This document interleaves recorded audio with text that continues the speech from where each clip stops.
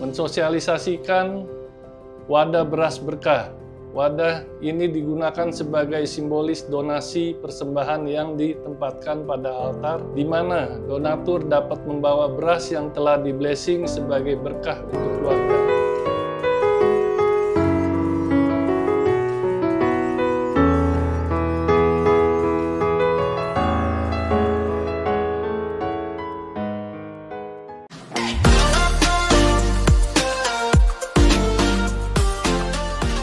Pemirsa Informasi TV, kembali lagi bersama saya Jayanu dalam acara Informasi TV YouTube channel mengenai ada program yang bagus luar biasa, terutama bagaimana memberdayakan ekonomi praktis ya. Tapi ini di peribadatan. Kali ini saya ketemu dengan PT IT DSI 67 atau singkatan dari Perhimpunan Tempat Ibadah Tridharma Seluruh Indonesia 67, wilayah Komda Jakarta. Nah, saya juga dapat informasi bahwa ada namanya program mereka ini Wadah Beras Berkah. Wah, ini jadi penasaran nih. Kita pasti pemirsa juga termasuk saya jadi penasaran. Selamat siang Pak Li Kokti, Pak, sebagai Ketua Komda Jakarta, Pak ya. Selamat siang, selamat datang di channel kami Informasi TV dengan Bapak Adian Radiatus juga Pak ya. Iya, selamat siang. Selamat siang bagian Humas Media. Nah, langsung aja nih Pak. Saya tadi di introducing saya menyebutkan PT IT DSI 67. Ya kan tadi saya sebutkan Bapak juga ini. Nah, tapi kok kenapa 67 saya menjelaskan? Ya itu berdasarkan aturan di Kemenkumham juga karena ada supaya namanya ada ya tidak ada persamaan. Karena organisasi di agama Buddha ini kan kadang-kadang juga ada kemiripan dengan yang lainnya. Jadi kami kan berdiri pada tahun 67. Jadi ya, kami cantumkan 67 sebagai tahun berdirinya PT ITDSI ini supaya dikenang umat. Gitu. Oke. Jadi pemirsa supaya nggak penasaran nih, tadi kita ngomongin tadi saya sempat menyebutkan 67. Jadi takutnya kan ketika melihat apa yang 67 ternyata itu ya dari Pak Adian penjelasannya. Nah, tadi di introducing saya mengatakan ada namanya Wadah Beras Berkah, Pak. Nah, itu kan kita pengen tahu nih, Pak, apa sih itu dan sebagai fungsinya apa sih program Wadah Beras Berkah ini, Pak? Boleh jelaskan, Pak? PT IT DSI 67 Komda Jakarta ini salah satunya adalah memperdayakan ekonomi dan budaya kelenteng. Nah, kalau secara ekonomi ini Wadah Beras Berkah ini terinspirasi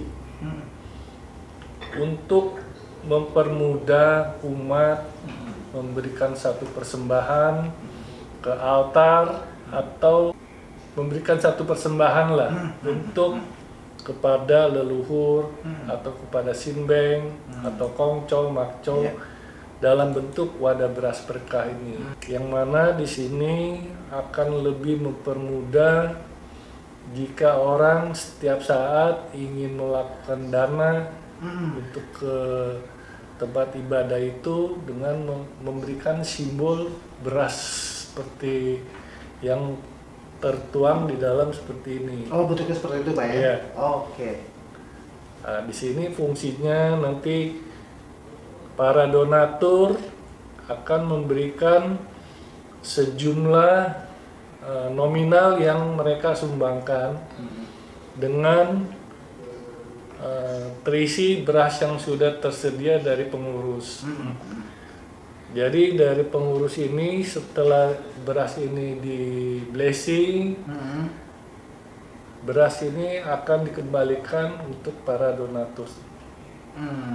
Yang mana nanti di sini penggunaan dari beras berkah ini juga bisa namanya kita sebut untuk keberkahan keluarga, keselamatan, macam-macam itu fungsi dari beras berkah ini. Dan uang yang mereka sumbangkan itu mungkin pengurus atau rumah ibadah akan melakukan penggunaannya lebih fleksibel untuk kegiatan rutin mereka atau kegiatan sesuai dengan perencanaan sosial budayanya. Jadi mereka bisa menggunakan donasi ini bisa lebih baik, yang mana ke depan perubahan-perubahan dalam peribadatan terutama di kelenteng ini itu juga harus mengikuti perkembangan zaman juga. Mau tanya nih Pak, ini mulai kapan sih Pak ide ini ada gitu ya? Mau mulai menjalankan mulai kapan? Ide ini tercetus 1 tahun yang lalu Pak. 2024 ya Pak? 2024 ya.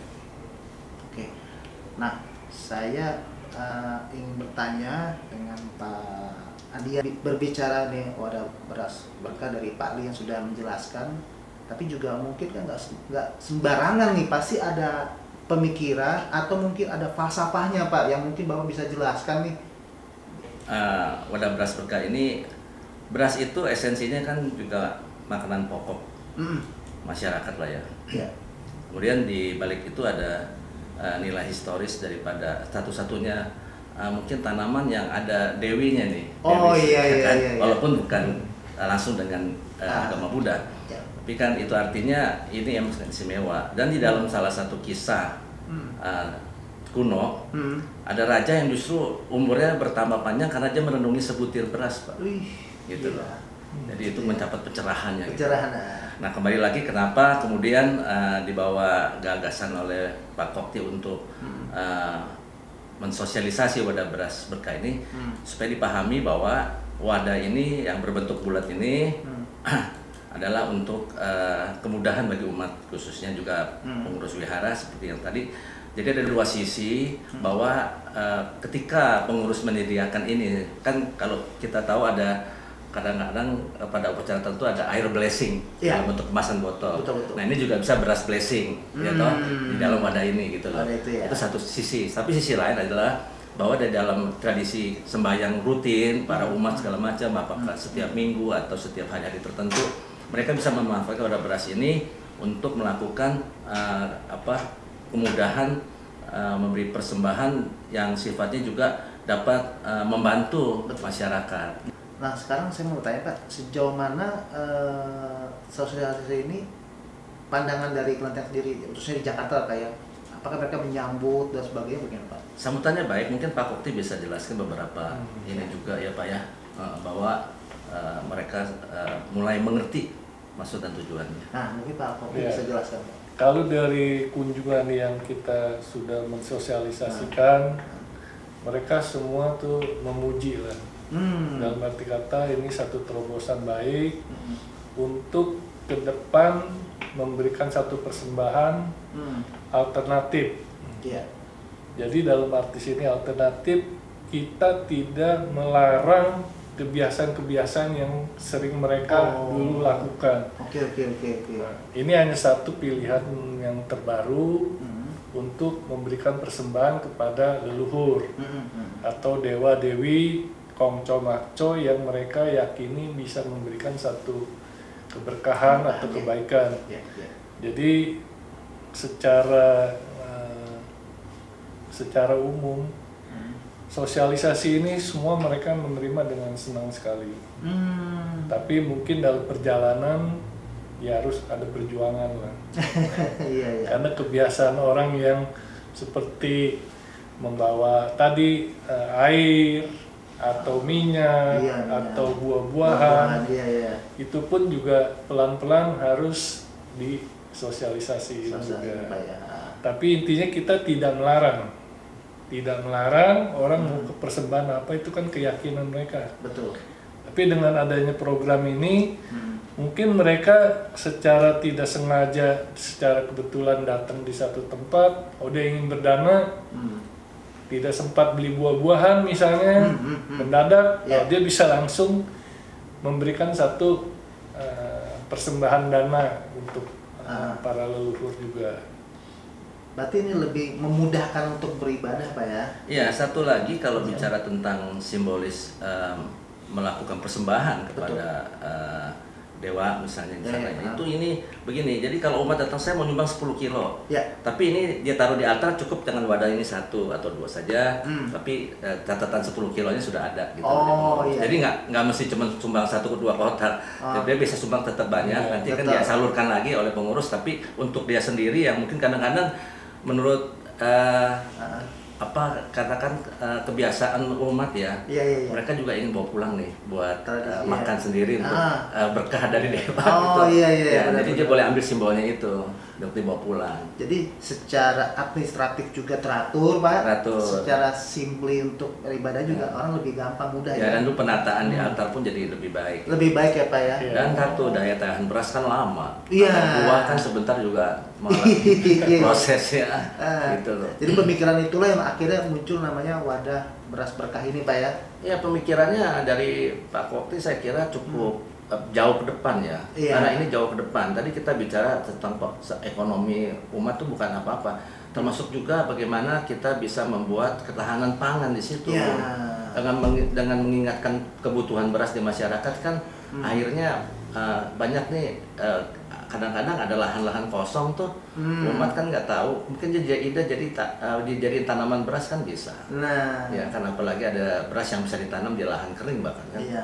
Kalau itu namanya padi woko itu. Iya. Iya. Berarti ini benar-benar mendukung juga program pemerintah ya. Iya, tapi itu akan jangka panjang lah ya. Jangka panjang, Gitu. iya. Tapi kita dengan beras ini kita melakukan satu gandeng tangan sosial, Pak. Betul. Kan nanti disalurkan juga kepada masyarakat luas tanpa melihat agamanya, Pak. Iya. Ini saya tertarik nih dari penjelasan Pak Adian bahwa selain kita beribadah, juga kita tetap peduli dengan sesama manusia kita ya, Pak ya. Walaupun tanpa memandang ya, benar Iya. kan? Nah, itu saya tertarik itu tagline-nya itu bagus tuh.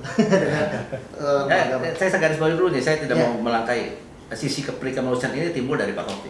Wih, Ya, mantap. Ya, itu sisi kemanusiaan depan. Sama lah kita Iya, semua.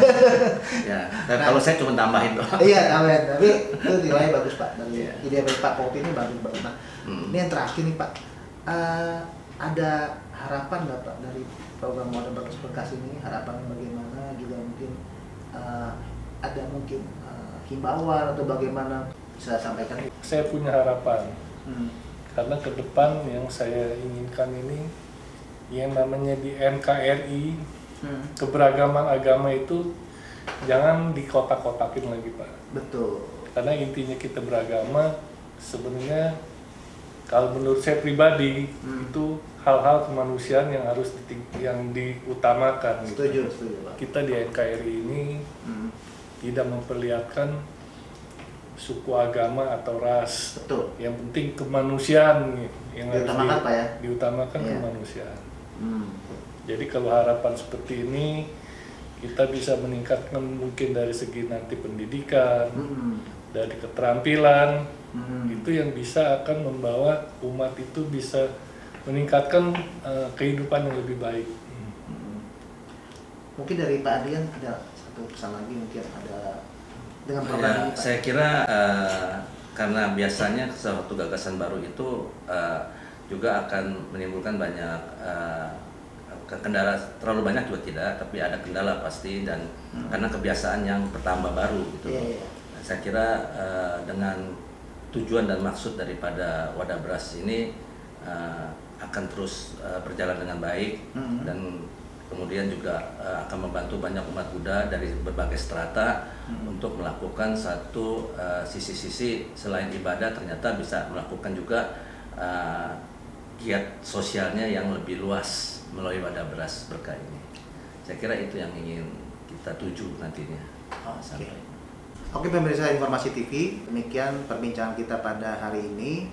Melalui perbincangan kita dengan program Wadah Beras Berkah ini bisa menjadi contoh bahwa kita sesama umat beragama di Indonesia, apapun agamanya, tetap selain melakukan ibadah, tapi tetap melakukan tindakan kemanusiaan, saling membantu sesama umat beragama.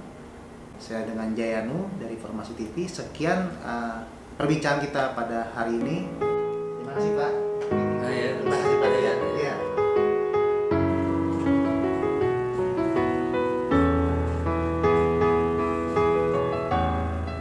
Wadah beras ini untuk wihara-wihara merupakan momentum yang baik untuk di masa yang akan datang, di mana sangat berharga sekali untuk umat-umat yang membutuhkannya. Halo, saya Kevin Wu. Saya menyambut baik wadah beras berkah yang menjadi inisiasi dari PT ITD dan Matrisia Komda DKI Jakarta. Beras berkah kali ini suatu terobosan yang luar biasa dan ini bisa membawa manfaat bagi banyak pihak ya. Semoga wadah beras ini bisa berkelanjutan demi perekonomian rumah ibadat masing-masing. Terima kasih. Namo Buddhaya.